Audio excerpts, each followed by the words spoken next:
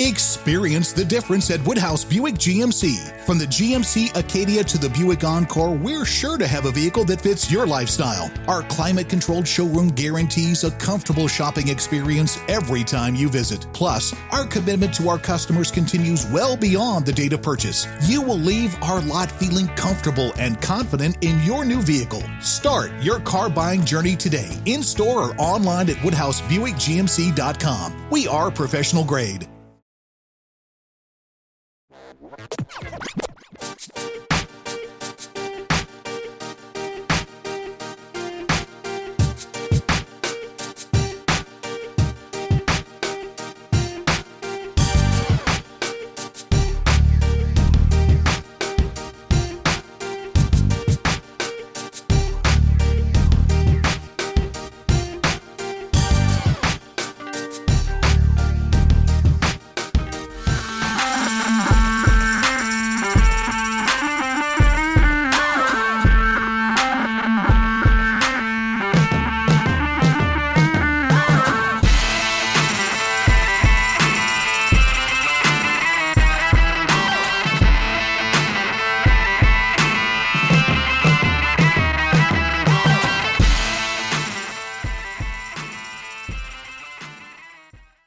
What's going on, everybody? Welcome to the Week 9 edition of the Pro Football Focus Show here on RotoGrinders. I am Brit Devine, as always, but we do have a new guest host today, Mr. Ian Hartitz. He is attending a wedding, so we have called the bullpen. What do they call? You are the Mike White to the New York Jets, but he's injured anyway. You know what I'm saying.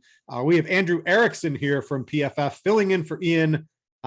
Andrew, I heard you're like the props prophet. What does Ian call you over there? Yeah, that's exactly what Ian calls me. He calls me the props prophet. I hit up Ian, about midway, a couple weeks into the season. I'm like, hey, let's do some props at the end of the DFS podcast. He's like, all right, you bring them and we'll talk about them. And so far it's been pretty successful over on prizepicks.com using the props that I brought to the table. So, we're going to talk about some of those today, along with all the great DFS plays. Yeah. So while Ian is not here in person, he will be here in spirit today, Andrew, because we are still going to use his article. It is free for all of you as we go over it over the course of the show here. If you want to read it on Pro Football Focus, as always, it's free for all of you to read. It's the matchups column that he does, where he sort of takes pass rates, offense, pass rates, defense, combines it all into one to make it really easy to understand. Let's jump right into this, Andrew. We'll sort of put our own twist on it this week without Ian being here. But one of the first things we always like to look at on the show here is the explosive plays, because these are big chunk yardage plays that can really help you out in the standings of whatever DFS contest you're in today. What are some offenses that look primed for some big explosive plays, and then maybe a couple offenses where those big chunk plays might not show up this week?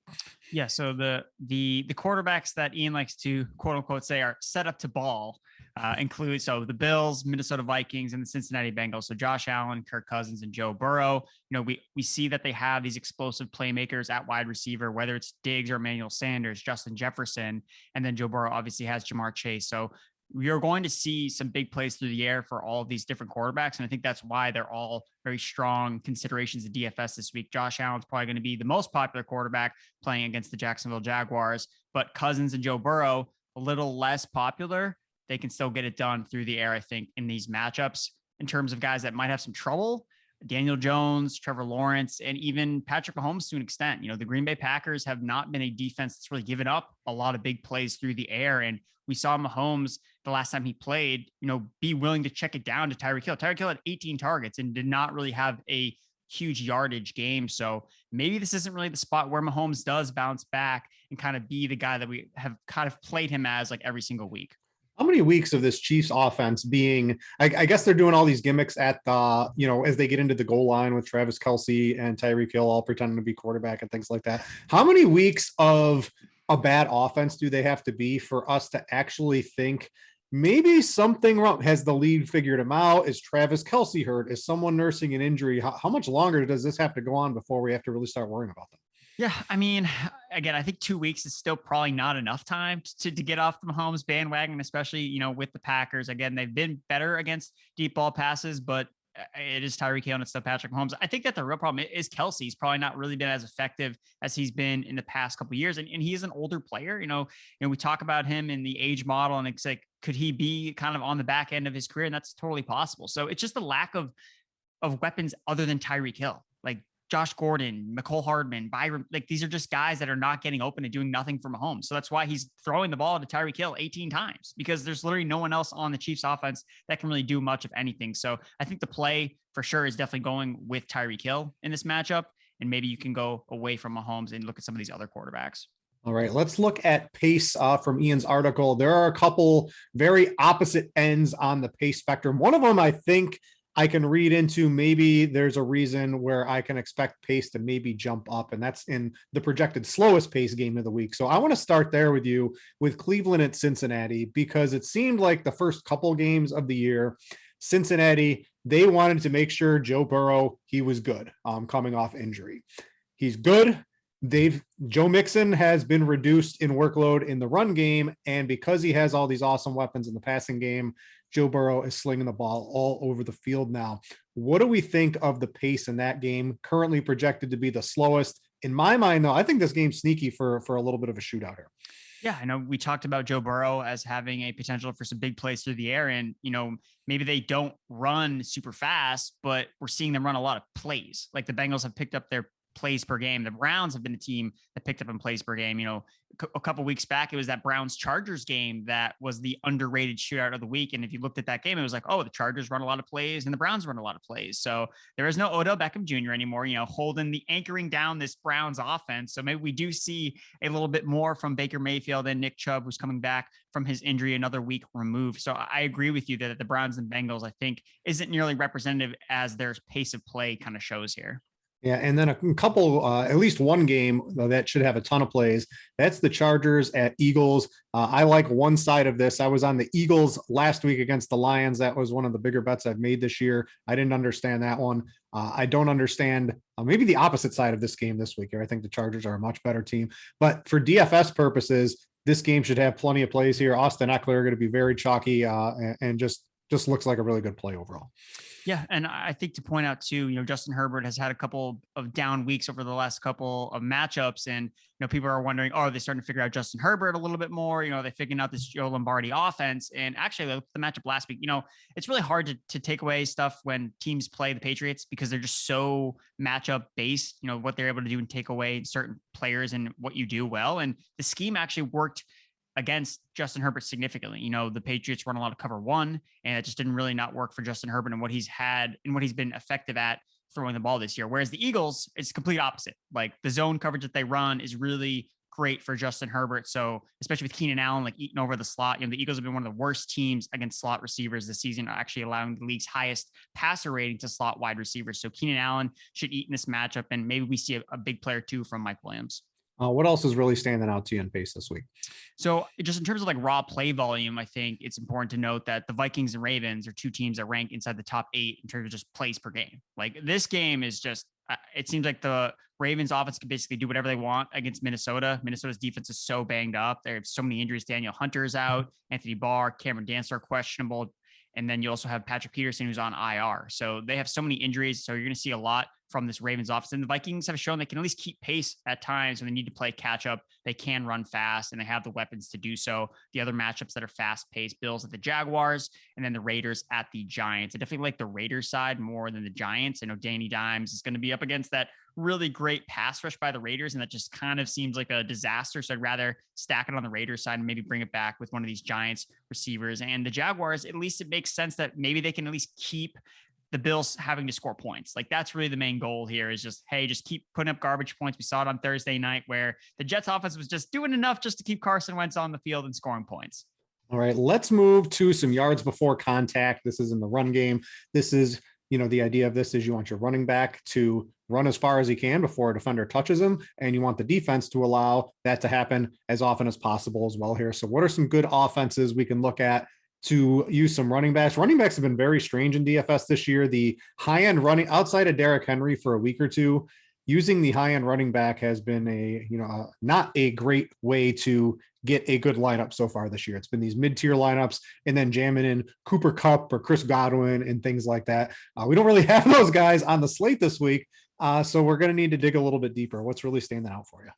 Yeah, so some of the top running back plays. So Dalvin Cook looks like he's in a good spot. Ezekiel Elliott against the Denver Broncos defense that just is losing pieces left and right and is not nearly the unit it was when it was playing a really easy schedule to start the year. And then the Chiefs.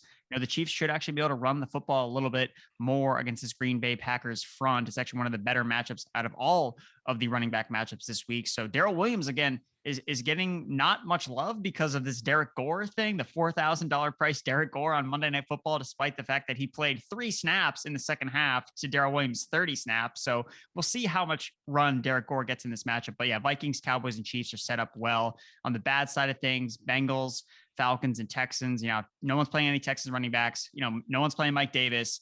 Joe Mixon, not a great spot for him on the ground, but we saw last week, he doesn't really need that to be effective. He didn't really do much on the ground against the Jets, but he was used in the passing game, which is obviously what you want in the PPR scoring that is DraftKings. Yeah, we saw the Derek Gore. I'm a little worried that I think they mentioned this on the broadcast too, where they basically just ran every time he was on the field. I think that they don't trust him in pass protection, and he doesn't really profile too well to be a good pass catcher out of the backfield. So I think that's going to be sort of a tell for the Chiefs. You have to wonder if teams might pick up on that, which does lead to Williams being, I think, the better overall choice for them in the backfield this week. And I think not too many people are going to be using him this week.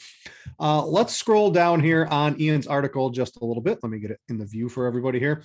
Let's go combined yards per drop back. This sort of is like the explosive plays. You're not going to get Mike White combined yards per drop back. Generally not going to be too high on there, but some of the better quarterbacks like a Matthew Stafford will show up pretty good. What are some good matchups for us this week? Yeah, so the one that really stuck out the most was, again, going back to Derek Carr. He's been really efficient this year, despite playing a pretty tough schedule to start the season, a lot of tough defenses, but he's been really efficient. I know that they don't have Henry Ruggs anymore, but I don't think that's going to affect him too drastically. They have Zay Jones coming in. He can be a deep threat for this Raiders offense. They're getting Darren Waller back, the true number one wide receiver on the Las Vegas Raiders. So I think Derek Carr is an underrated player. And at least if you don't roster him specifically, rostering some of his pass catchers, which are in some good matchups here against the Giants. And on the bad side of things, it's Jalen Hurts in the Eagles passing game. The Eagles passing game has been pretty underwhelming anyway. And now you're up against a very great Chargers defense that doesn't want to stop the run, but it's great against stopping the pass. Jaguars passing game is a no-go against the Bills. And then the Giants again with Danny Dimes. The Raiders defense, great pass rush and a great secondary, much more of a team that you're looking to run the football on than to throw on. You mentioned Zay Jones. He's 3K on DraftKings in play, cash games, tournaments. What are we doing? It's a fringy play because he literally has not done a lot. I know that they've talked him up, quite frequently, but I mean, it's not like Henry Ruggs was going out and seeing 6 or 7 targets every single week. I mean, this could be the game where we see a Darren Waller, 13, 14 target game. Hey, that week 1 Darren Waller performance. We've been chasing that all season long. Hope maybe we can get something like that again. Let's close it out here. Let's get to the combined offensive and defensive EPA. This is, for some underdogs. Ian's been looking at this for a couple of years. If you can find the underdog that has a better EPA per play, generally that's been an okay bet to make if you're just sort of following that rule. Is there anything like that standing out this week? Yeah. So the underdog that kind of stands out is Carolina against the Patriots. No chance. I ain't doing that. That's why it's funny, because it's like Ian even writes in the article, he's like, yeah, like this is probably a little bit skewed to the beginning of the season when the Patriots were just not playing well at all and Panthers were playing really well. And we've obviously kind of seen the script turn on the Carolina Panthers. So would not be recommending to chase after the Panthers, as we'll get into when we do our best bets. But in terms of like a blowout alert, the Colts kind of popped in Ian's model, and we saw the Colts just put up a dominating performance against the Jets, put up a ton of points. So the Saints are one of those teams that kind of stands out as a team that could blow out the Atlanta Falcons. Over alert, the Packers and Chiefs game. I know that the total has just moved all over the place with the Aaron Rodgers news, but the Chiefs defense is still bad, and Jordan Love has weapons, so he should be able to move the football on the Chiefs. And then other upset alerts: so Eagles, Jaguars, Bears, Giants. If Cooper Rush can move the ball with Amari Cooper and CeeDee Lamb, you got to think Jordan Love, who's probably a better overall quarterback, should be able to move the ball with guys like Devontae Adams and Aaron Jones back there. That's going to wrap it up for the recap of the Mismatch Manifesto. As always, you can go read that for free on Pro Football Focus. And if you want to catch Ian, Andrew, Dwayne McFarland, we like to call him the Rock, over on the PFF waves, you can check them out over on the PFF Fantasy Football podcast feed. Basically, the only other thing I take in during the week other than the stuff here at RotoGrinders.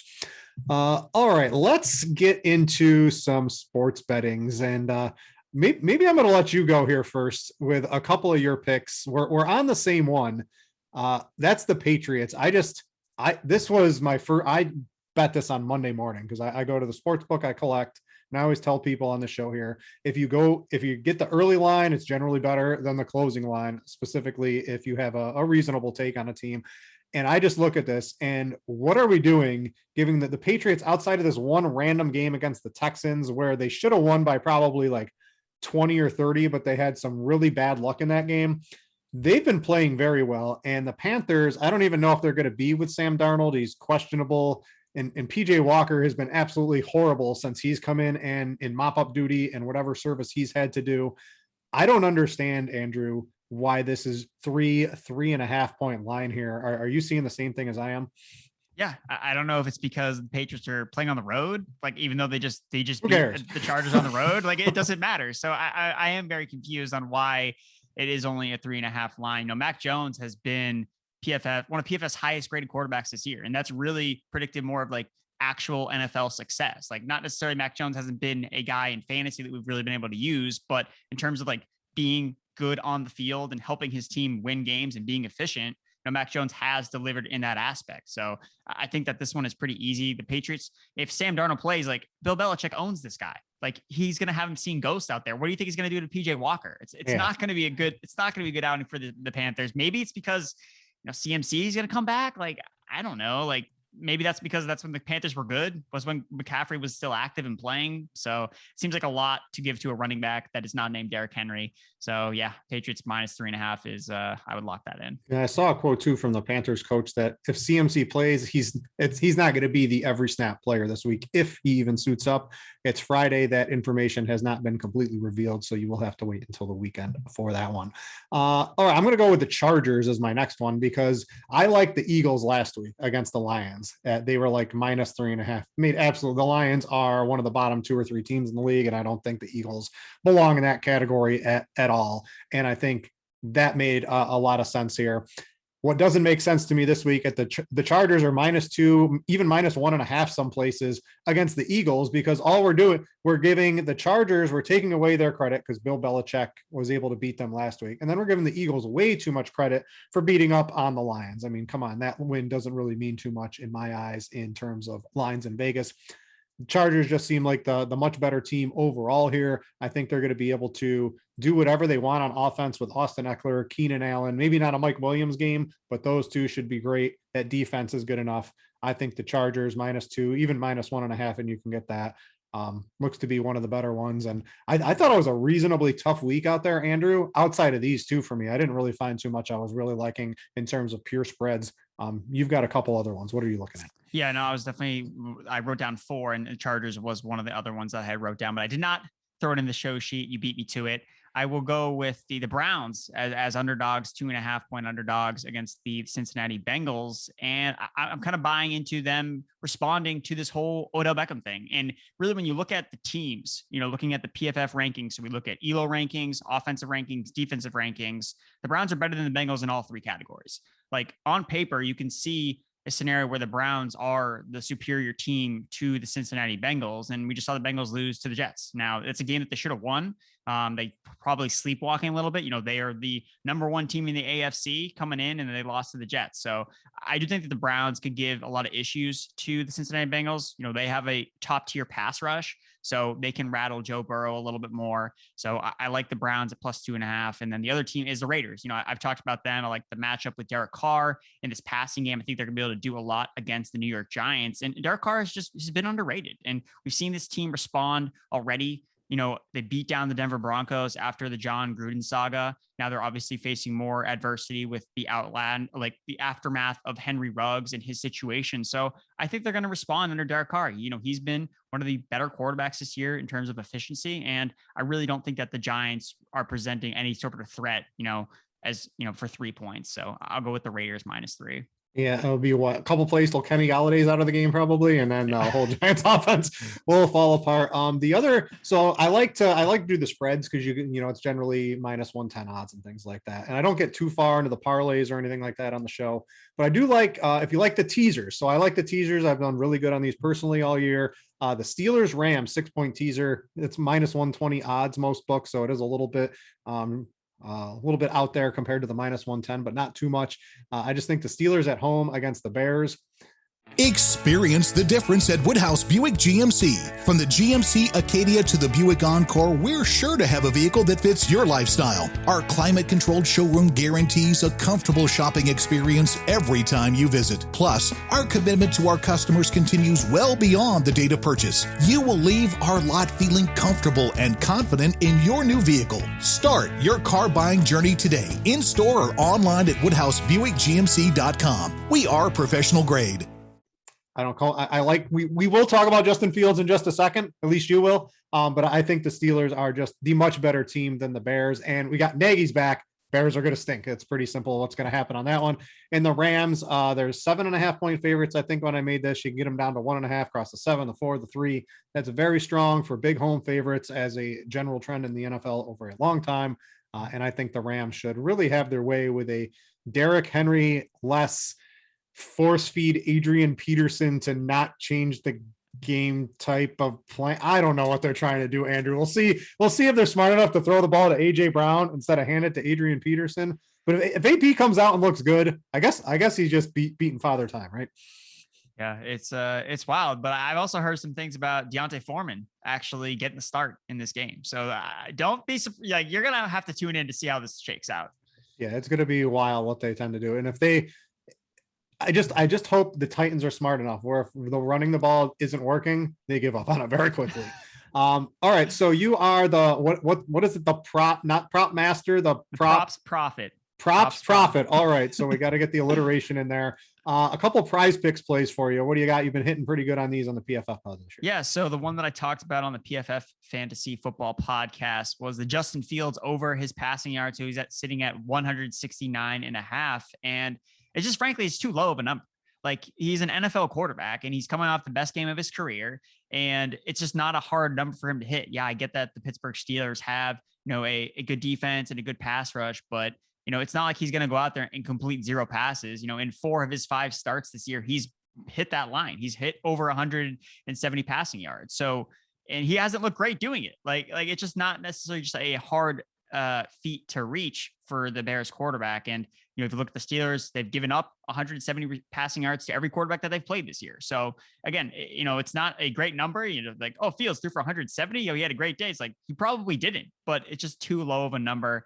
I think it should be at least a little bit higher. And then the other one that I've been getting on a little bit lately with, all this Browns news, I just got to check out these Browns props, is Jarvis Landry is sitting at 46.5 receiving yards as the clear number 1 receiver in the Browns offense. He has a 28% target share since coming back from injury. And unlike Odell Beckham, he actually has good chemistry with Baker Mayfield. So I think Landry, I think that's just an easy over on 46.5. As long as he doesn't get hurt, I don't see how he doesn't eclipse at least 50 receiving yards. The Bengals have allowed the second most receptions to wide receivers this season. So Landry, I think, is easily going to see at least 50 receiving yards. All right. That is it from the props profit. Get those on whatever sports book, or if you don't have access to one of those, you can check out Prize Picks. I've recently gotten into Prize Picks and it's pretty fun too. But before we get into some positional cash / tournament stuff, let me tell you about another new DFS site that I also enjoy, and that would be Jock Market.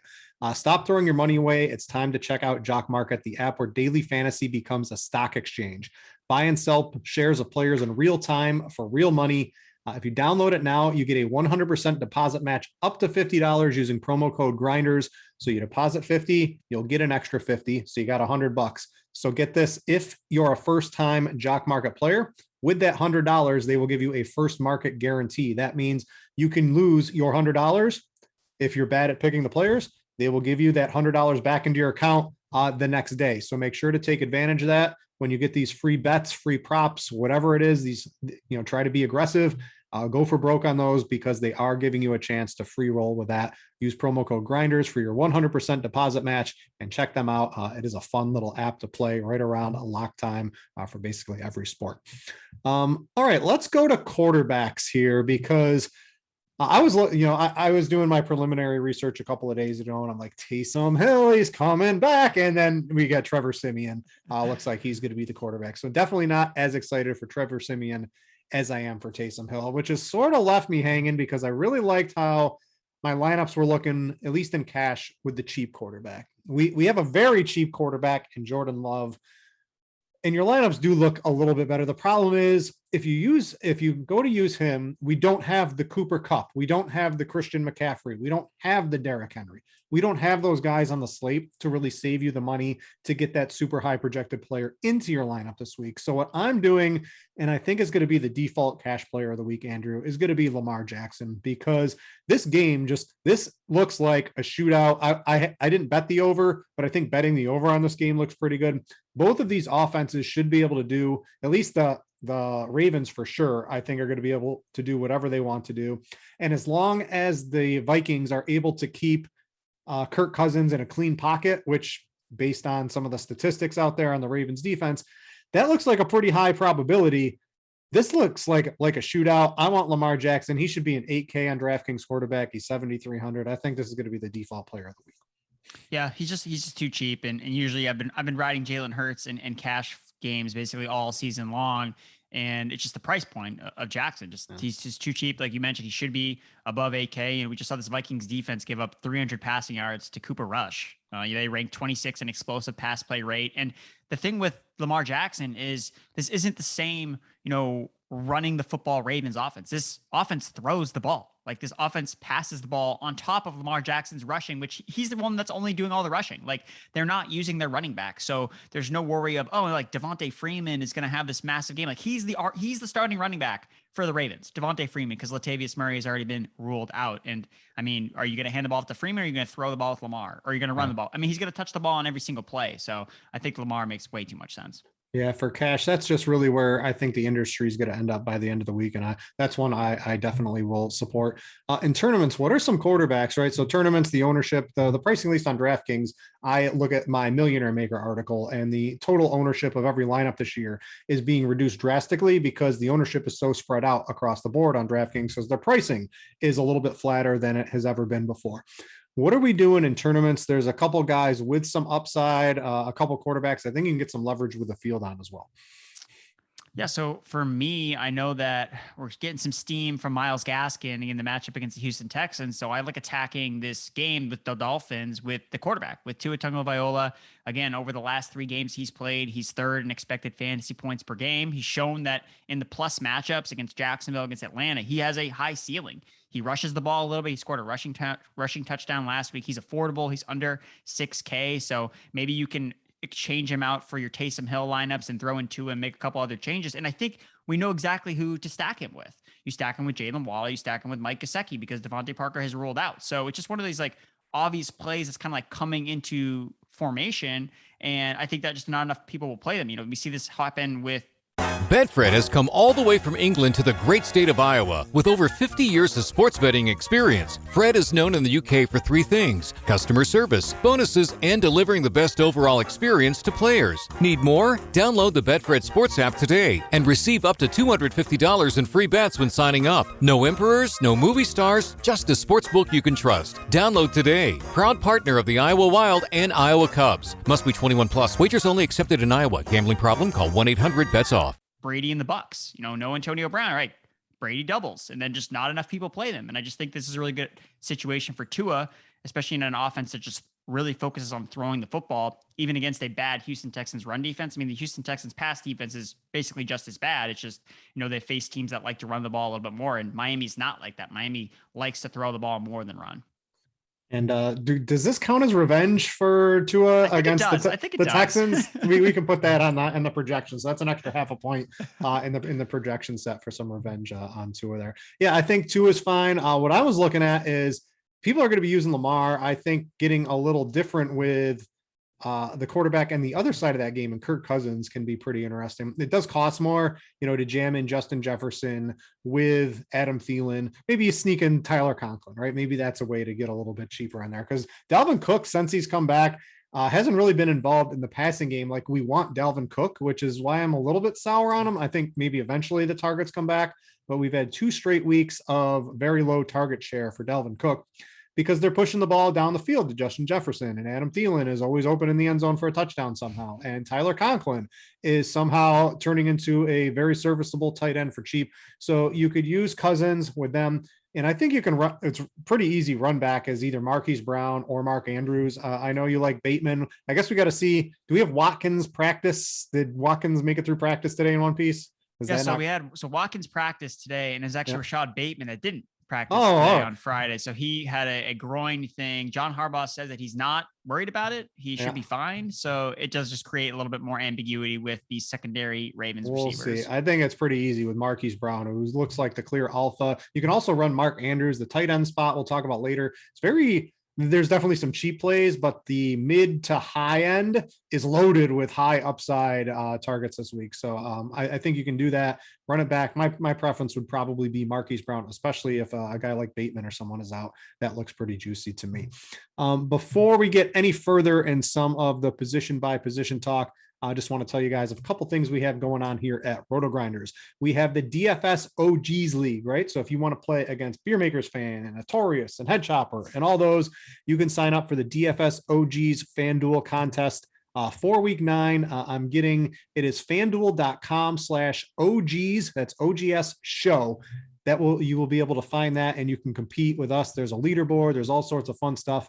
Go check that out. And then if you want to check out RotoGrinders Premium, let's say you're only a football, you only like DFS NFL, you can just purchase DFS NFL here. But if you like all the sports, basketballs and swing, our projection team is amazing. The live shows, the Andy Means and Roth, are amazing for crunch time. If you want access to all that and you want to play all the sports, you can get a combo package as well, allowing you to get access to everything here on RotoGrinders. So make sure to check all of that out. All right, let's go to running back. A couple guys I think are going to end up being chalky. We've got Austin Eckler. We both were interested in talking about him. Philadelphia, 3rd most passes to running backs allowed, highest success rate on running back passes, 2nd most running back fantasy points allowed. Seems like a total smash spot for Austin Eckler. He is a little expensive, but where are these dual threat running backs that get 10 to 15 rushes and get 7 to 10 targets? There's literally like one on the slate this week. It's Austin Eckler. I think it does you a good reason to want to use him this week. The other one's Zeke. The Cowboys sort of want to run the game. The last 4 weeks, Denver's defense has sort of fallen off a cliff. They're allowing the 4th most fantasy points to running backs in that span. PFF's number 1 run blocking unit basically all season long has been Dallas. So that's held very steady. You got to like those two. Do you see those two being the 2 guys, or do you have anyone else you're really looking at? No, I think those are the main 2 guys. I guess like Dalvin Cook would be the pivot potentially in some tournaments, especially because he is playing in that probably more attractive game environment. But I think in cash games, I think that's where you start. You plug in Eckler and you plug in Zeke. Yeah, those 2 just look pretty nice for the price today. And you're not really spending up. You're not the lower tier on running backs. Doesn't look as great as some of the other weeks that it has been.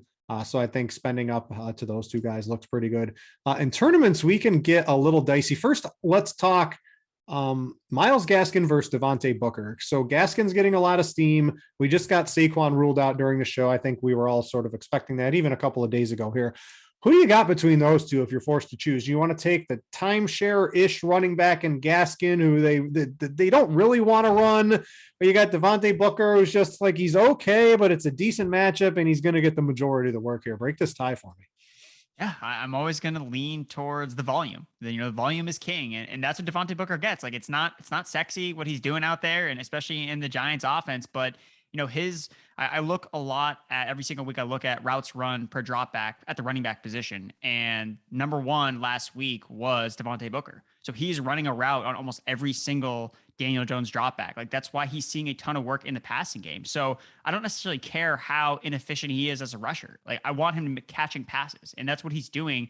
I think that the Raiders are going to put up points in this game. I think that Daniel Jones is going to be under pressure. And what does that mean? Oh, he's going to dump it off to his running back. So yeah, it's not going to be sexy what Devontae Booker does out there, but I think he's going to get it done. And Myles Gaskin just has way too many question marks for me to take him over a guy like Booker, who's locked and loaded to his workload, especially because they actually have one of their other running backs is also actually on the COVID list, Gary Brightwell. So it really is only Penny as that other running back, and he's like more of like a weird fullback kind of guy. So Booker, for me, I'm going to take over Gaskin. And they've shown if Tyrod Taylor wasn't starting for Houston this week, maybe I could get a little bit more behind Gaskin because they might have to run. But Tyrod Taylor is such a better quarterback than Davis Mills that game's going to be, I think, reasonably close. And I think the line has come in. It was like 7, it was 5.5 or something like that the last time I looked. So that, and we've seen the Dolphins, they want to throw the ball pretty much all the time with Tua. So I don't know. That one is going to be a very tough decision point. I have not made that decision as it stands on Friday night. I am looking at these two as basically my third running back for cash games right now. But I think you could use, if let's say it's Sunday morning and there's a consensus that one is better than the other, maybe you just switch to the other one in tournaments. I think would be a good play. What else are you looking at in tournaments this week, Andrew? Yeah, so the other guys I like a little bit. So we mentioned him briefly when we were talking about Gore, Derek Gore, not Frank Gore, as pointed out on the broadcast on Monday Night Football. Darrell Williams, I think, is kind of just flying a little bit under the radar. I mean, you look at the Chiefs offense, they have one of the highest implied team totals on the slate. This game could get out of hand. Like Jordan Love could come in and just be awful and just be terrible in this game, throw a bunch of picks and set up short fields for Darrell Williams. So I know that the Chiefs DST is going to be very, very chalky. So why would you not want to pair him with the running back, the classic running back DST pairing? And I just don't think Darrell Williams is getting enough love after Derek Gore basically, had one drive. Like he basically played for one drive, and then it just happened to be one that ended up going into the end zone. So Derek Gore, I'm not really buying into that. I would buy into Darrell Williams, who is involved in the passing game and is still the leading running back for the Kansas City Chiefs. So I like Darrell Williams, and then Chase Edmonds as well. Again, he just brings a lot of big play upside. There's a lot of question marks about the Cardinals in general. Like we have Hopkins' game time decision. I saw there was a beat writer. I was talking to someone here at RotoGrinders. They sent me a quote from a beat writer, and someone plugged into the team was like, don't expect DeAndre Hopkins or Kyler Murray to play. So yeah, so there's a lot of question marks about this game in general. And AJ Green, I think, is already out with COVID. So are they going to try to lean on the running game? Maybe Edmonds is more of a guy you try to late swap to because that is a late game. But I think that if they have to lean on the run game a little bit more, 49ers have not been great against the run, 31st in explosive run rate allowed this season. And you could see a lot of dump off work from Colt McCoy to one Mr. Chase Edmonds. Yeah, so my GPP running back of the week is going to be Josh Jacobs. So looking like he's starting to get some targets. He left his last game early, and he already had 3 targets. This was in the post-John Gruden era for the Raiders. So I'm hoping maybe that will continue. He was even getting some targets while John Gruden was still the coach. The Giants, they're allowing the 6th most fantasy points to running backs over the past 4 weeks. Teams have basically been able to do whatever they want with them against the ground in recent games here. Maybe with I know Derek Carr is going to be able to do whatever, but let's pretend they try to stop Derek Carr, right? Because he has been really good, and Darren Waller has been great. Maybe this is the Josh Jacobs week at low ownership. He has these like 2 touchdown performances all the time out of the blue. And at low ownership, he's someone I'm going to be eyeing to sneak into some tournament teams, especially if you're playing whatever the chalk stack ends up with the week, right? If your lineup has Amari Cooper and Lamar Jackson and a couple of these other guys in there, right? Josh Jacobs is a good way to differentiate a lineup like that at the running back position, always capable of those 2 touchdown performances. All right, before we get to wide receiver, I know some of you guys are watching live on YouTube. We do appreciate that. If you are over there, please click the like button, and it does help us out behind the scenes to move up all the little algorithms that the guys over at YouTube make try to figure out to get people to find the video. And if you do like this show and some of the other shows here at RotoGrinders, please do click the subscribe button. You will get a notification for it. And if you aren't watching this live, also, you can do all that on YouTube. And if you do listen to this on demand later on the RotoGrinders podcast feed, we do appreciate that. So please go subscribe to that, get access to this show. You can get Reeves and Dean and all these other guys, all these other great shows we do here at RotoGrinders. If you subscribe to the podcast feed delivered to your phone on demand. All right, let's go to wide receiver. I think cash games first. Let's get Amari Cooper out of the way. Seems like a clear misprice. My question to you is one of the reasons I like doing this show on Friday, and this show gets a lot of run over the weekend here at RotoGrinders because it's one of the final shows we do that has injury information into the weekend because we do here at RotoGrinders, but a lot of other sites, there's not new podcast feeds on Saturday and Sunday and things like that. What's going on? Is there a report on CeeDee Lamb? How'd CeeDee Lamb looking Friday? I did not see one yet. Have you come across anything on CeeDee Lamb? I have not come across anything yet. I know Mike McCarthy said that he looks fine and that he should be okay. I mean, I don't want to read too much into it because I know that a couple of weeks ago we had Cortland Sutton pop up on the injury report with like a bummed ankle, and he was fine. And he like went out and actually had like a massive game. So I still think, regardless of CeeDee Lamb's status, Amari Cooper, I mean, he's still involved in this offense. He's still, the starting wide receiver. He's still really, really good. And I'm not really afraid of the matchup against Denver. He has Dak Prescott throwing the football. And it's really the price point of Cooper, just, under 6K. It just makes it really, really too easy to avoid.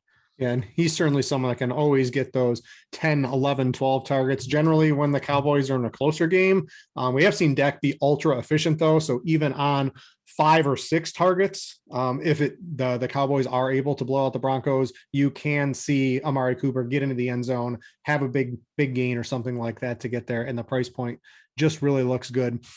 After that, Andrew, I think there's a couple ways you can go. Where are you leaning? Like Amari Cooper for sure is going to make my team. I think there's a couple other wide receivers in the mix. What are your preferred options? Yeah, I think that like from a pay up standpoint, I do like Tyreek Hill a lot, obviously for, all the reasons we talked about a little bit earlier. 18 targets last week. He's kind of emerged as Mahomes' preferred target while Travis Kelce's been kind of going through a lull in his production. I do like Rashad Bateman at 4K. It just depends on his health status. So we got to make sure that we kind of keep that in mind, but he's had his role in the offense has been growing. He's had 3 catches for 80 yards the last time we saw him play. His routes run per drop back rate increased the last time we saw him play. So I think it's a good matchup again, against the Minnesota Vikings. And then below 5K, the guy that stands out is Hunter Renfrow.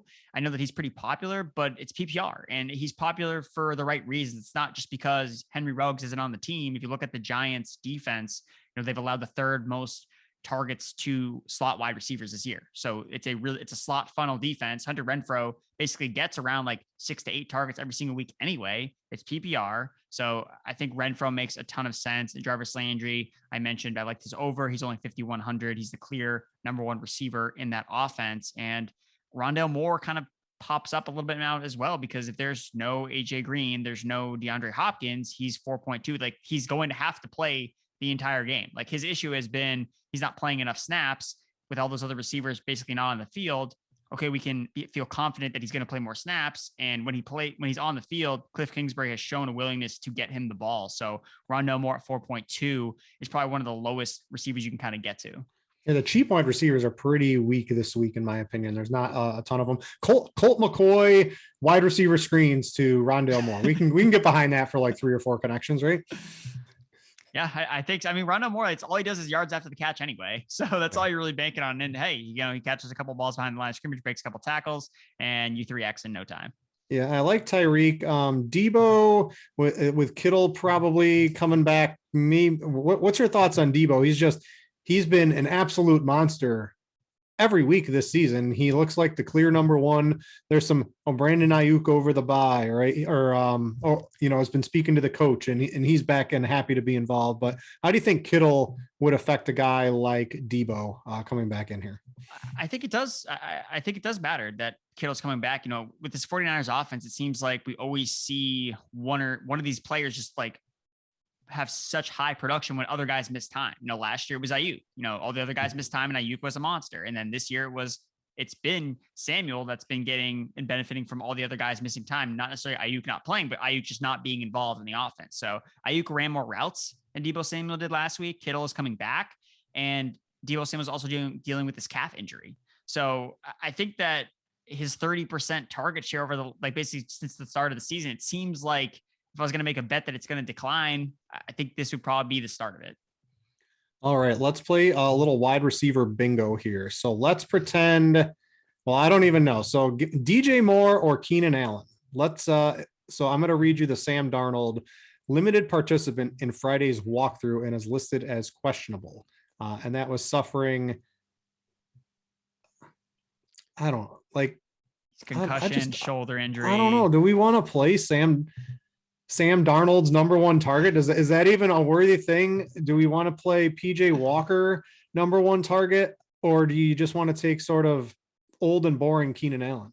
I think I'll probably offer old and boring Keenan Allen. I talked about the matchup earlier. The Eagles have allowed the highest passer rating to slot wide receivers. Michael Williams has kind of fallen off a little bit since his hot start to the season because they're using him differently. They're like using him downfield, and that's not good for fantasy. Like, we don't necessarily want that matchup, especially because now he's going to get a lot of Darius Slay, who's been one of the better corners this year. The Eagles have been good on the perimeter and not good against slot receivers. So I think you hit on earlier, it's going to be an Eckler and Allen game for Justin Herbert.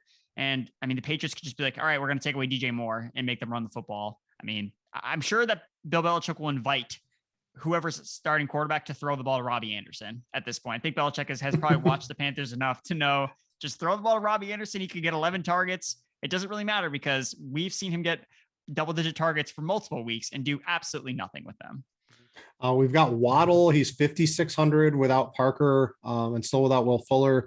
That looks like a good spot. You can play, I think Marquise Brown is semi-interesting as long as maybe one of Watkins or Bateman doesn't end up suiting up. I think Marquise Brown is in store for a pretty good game there. You've got T. Higgins is 5,300. You mentioned Jarvis Landry is 5,100.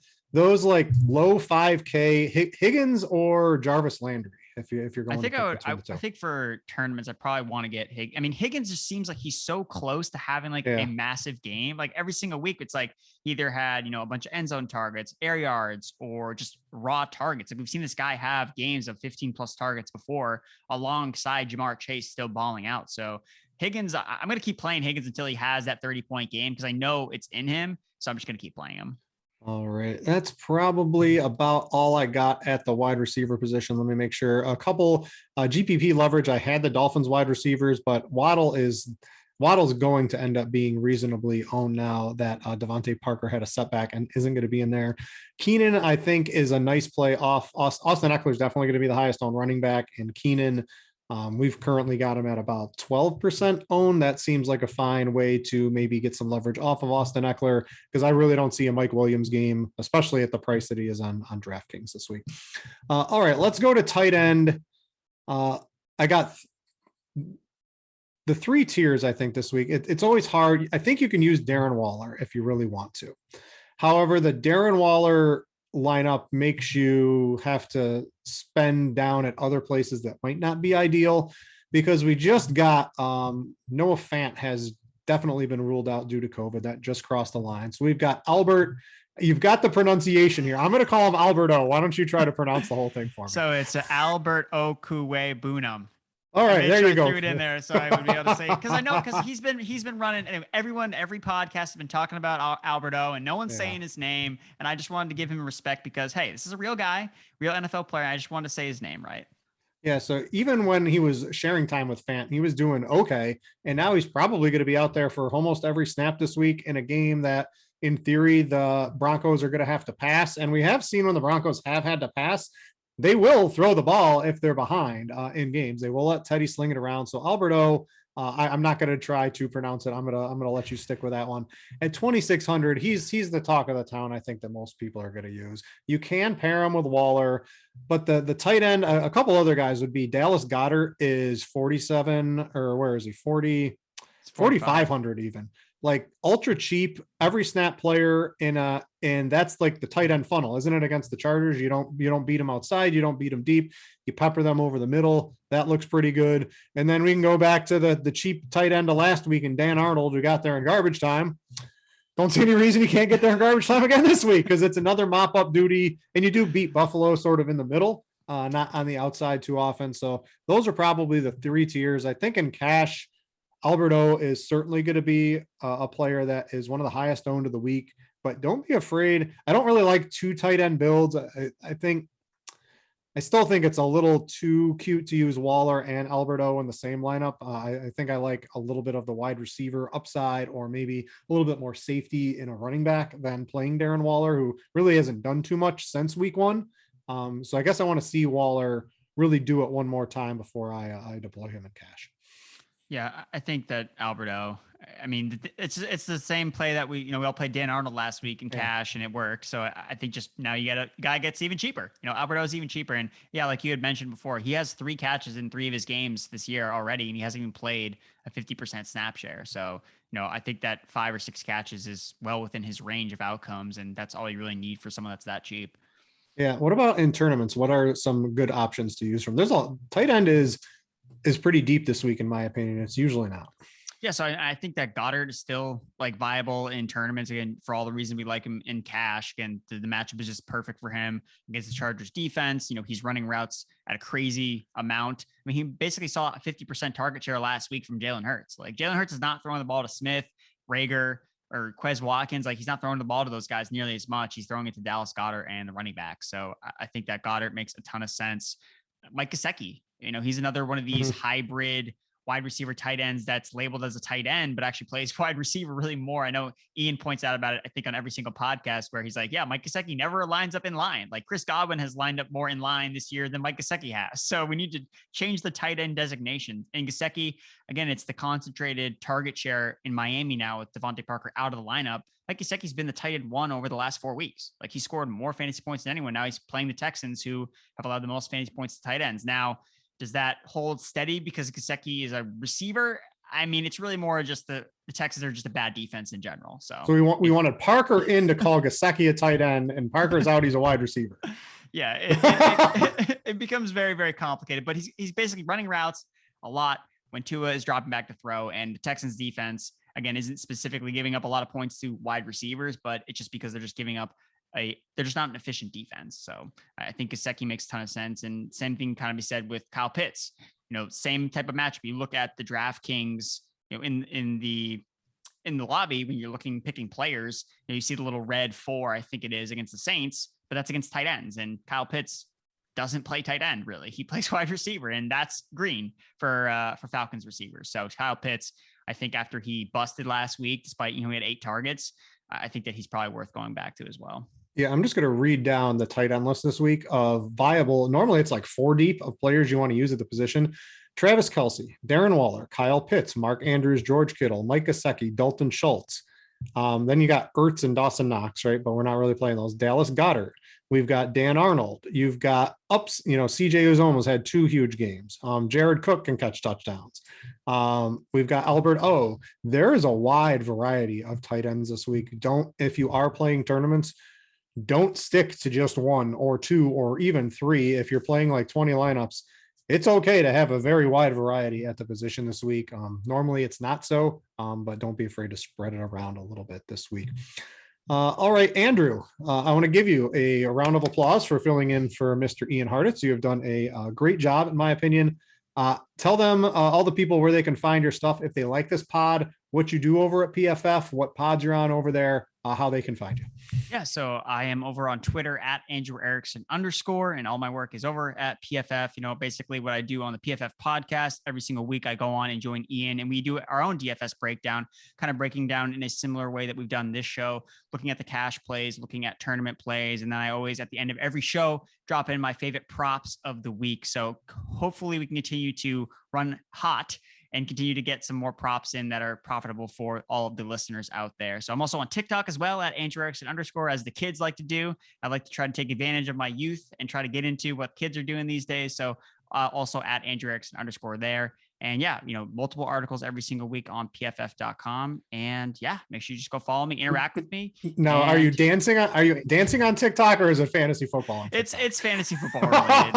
Man, you got to dance while doing fantasy football. Yeah, that's really how you get the algorithm to really work in your favor. You got to add the dances, and yeah, so that's me.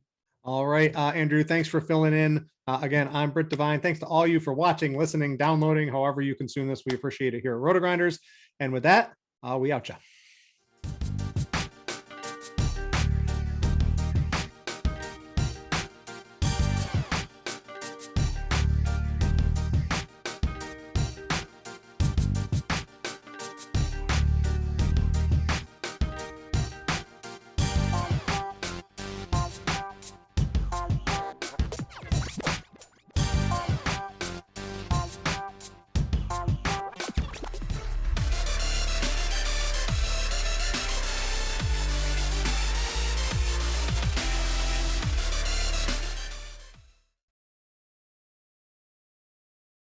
Betfred has come all the way from England to the great state of Iowa. With over 50 years of sports betting experience, Fred is known in the UK for three things: customer service, bonuses, and delivering the best overall experience to players. Need more? Download the Betfred Sports app today and receive up to $250 in free bets when signing up. No emperors, no movie stars, just a sportsbook you can trust. Download today. Proud partner of the Iowa Wild and Iowa Cubs. Must be 21 plus. Wagers only accepted in Iowa. Gambling problem? Call 1-800-BETS-OFF.